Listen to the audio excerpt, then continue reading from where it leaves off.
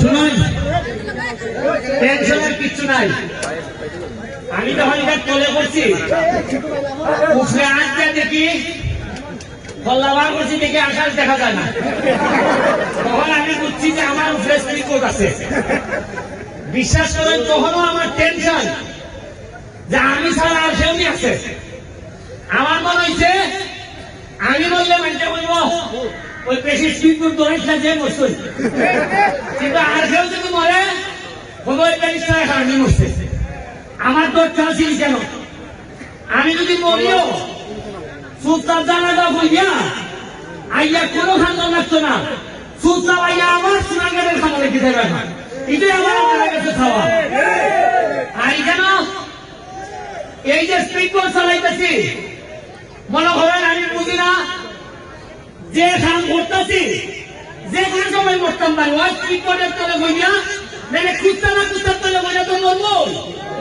আমার এতে ভয় নাই, আমার ভয় হলো যে স্বপ্ন আমি সোনাগারের মানুষেরা দেখাইছি এই স্বপ্ন পূরণ না হলে আল্লাহ আমার দুনিয়ার ঠিকানা নেয়।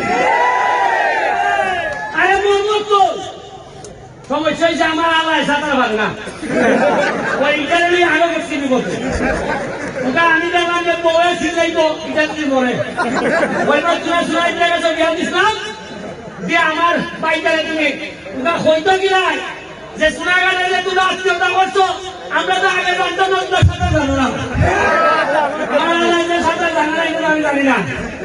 এরপরে যে কই ইটালি তো আপনি খাইতেছে আমার আমি বুঝছি আল্লাহ আনতাই এও মরবো আমার নইও মরবো, আমি বাবা ছেড়ে দিছি এরপর আমি ওই এরা কইলাম তোরাইস না খালি, কারণ এ তো আইসে বেলা অভিজ্ঞতা দিছি টিকা এ তো জানে না তোমার কাছে হয়েছে ঘটকান সত্য তো জানবে। এরপরে এ বুঝছে আমি বললাম স্পিড বোটের খোলাটা তো তুমি ডুবতাই না, এবার দুটো দিনে খাইয়া আবার উঠতে শুরু হয়েছে।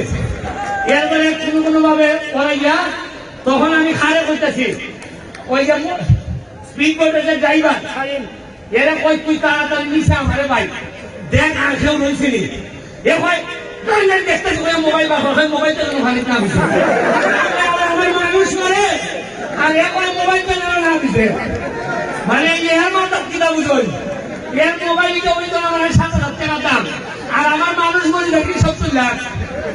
এবারে এর মোবাইল আমি আনতে হয়েছি আর এরপরে নিচে দেখে এই লোকে বাস্তবতা দুইটা তিনটা জিনিস শিখলাম। একটা হলো তুমি মরো অসুবিধা নাই, হ্যাঁ বলবো মোবাইলটা জন্য না দিছে।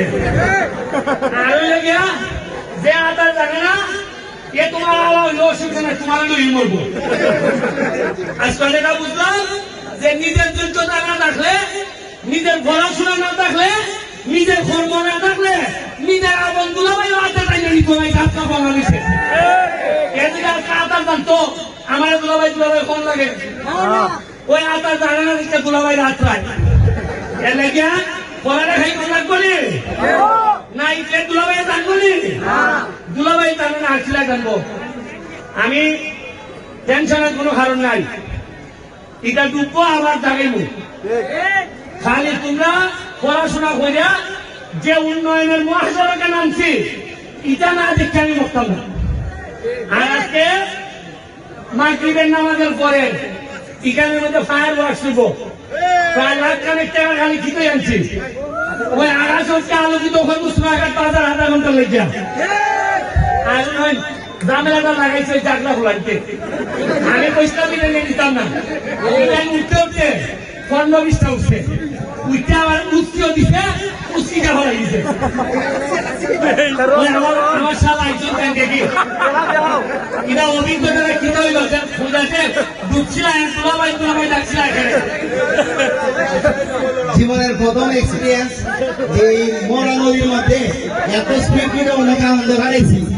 আনন্দের পরেও যে নিরানন্দ আছে এটা এখন বুঝছি মানে কিটা, কিন্তু এরকম দুলাভাই থাকলে সাধারণ মহাসমুদ্র পাড়ি দেওয়া যায় এটা আজকে প্রমাণ পাইছি। আমি কৃতজ্ঞতা জানাই এবং আপনারা আসলে দোয়া করছেন। আমরা যারা স্পিড করে আসলাম যে শুরু ভাই চেহারা বিশেষ করে আমি জড়াইছি। আমি নিজেও যখন দুলাভাই বলছি যে ফাঙ্কার ধরো, ফাঙ্কার ধরে তুমি বাঁচাই, তখন আমার মাথা কাজ করছে স্পিড বোট যদি ফাঙ্কাই ঘুরে তা আমার জীবনও বাঁচতে পারে, বলে ফাঙ্কাই দিয়ে আমার জীবন বাঁচাইছি।